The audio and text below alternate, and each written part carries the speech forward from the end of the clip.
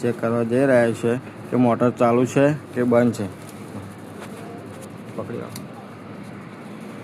તો આપણે મલ્ટીમીટરને કન્ટિન્યુ પર મૂકી દઈશું ને ચેક કરીશું બીપ વાગે છે કે નહીં વાગતી. જો બીપ સંભળાય છે.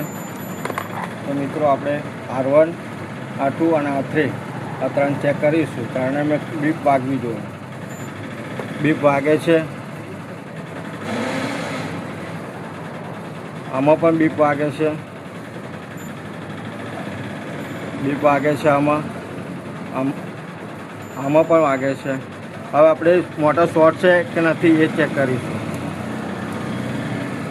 તો બીપ વાગતી નથી એટલે સમજી લેવો કે મોટર શોર્ટ છે નહીં. એ 3 કેબલ જોઈ શકો છો. બીપ વાગતી નથી. મોટર ઓકે છે. અને કંઈ ટોટલ બોડીમાં પ્રોબ્લેમ હોઈ શકે